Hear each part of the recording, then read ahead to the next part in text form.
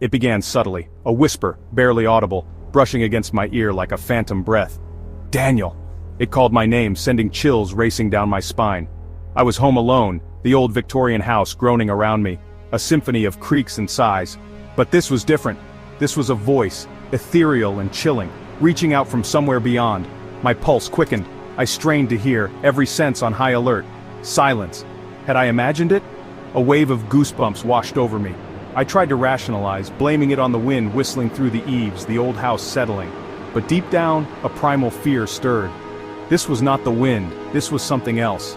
Days turned into weeks, the whispers growing stronger, more insistent.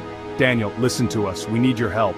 They seemed to emanate from the walls themselves, the air thick with unseen menace.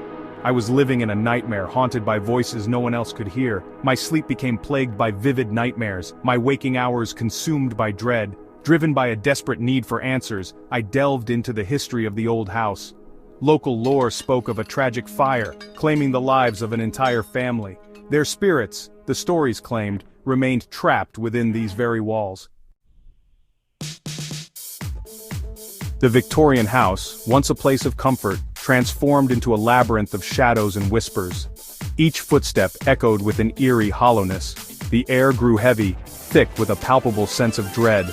It was as if the house itself were watching me, its unseen occupants lurking just beyond my perception. The whispers intensified in the darkness, clinging to me like cobwebs. I would catch fleeting glimpses of movement at the edge of my vision, shadows shifting and contorting in the periphery. Doors creaked open on their own, revealing only impenetrable darkness within. The boundary between the real and the unreal blurred. One evening as I sat in the living room, a bone-chilling cold descended upon me.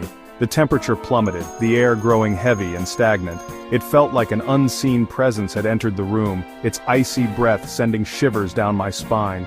I could feel its eyes on me, cold and calculating. Then I saw it, a faint shimmering outline like heat rising off asphalt. It took the shape of a woman, her form ethereal and indistinct. Her sorrowful eyes met mine, sending a wave of icy terror through me.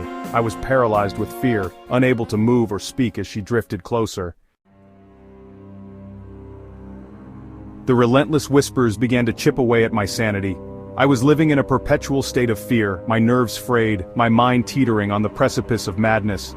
My sleep was plagued by nightmares, vivid and terrifying, each one a testament to the unseen horrors that surrounded me. The line between reality and delusion blurred. The whispers became my only companions, their voices a constant presence in my mind. They whispered secrets, weaving tales of tragedy and despair. They told me things I couldn't possibly know, things that sent chills down my spine.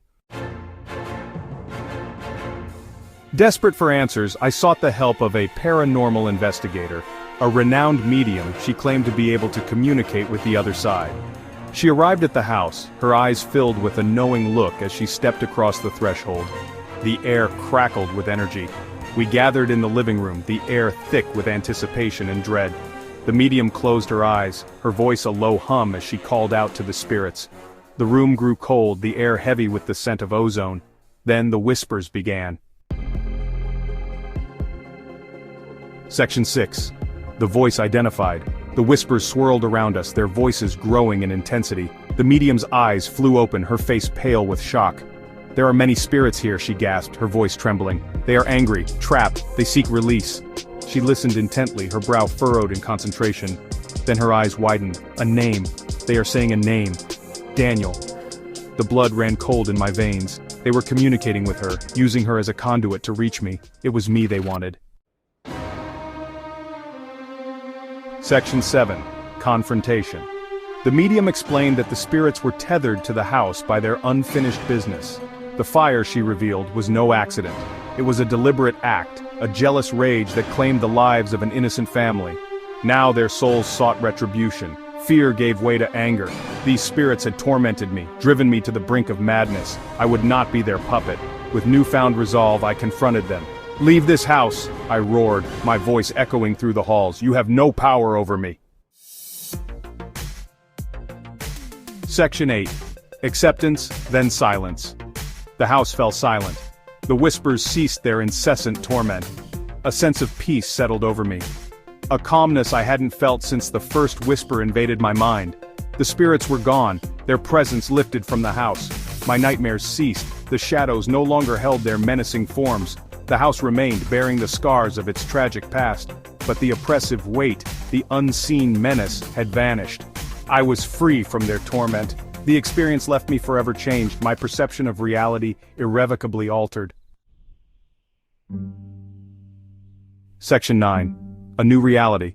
Life returned to a semblance of normalcy.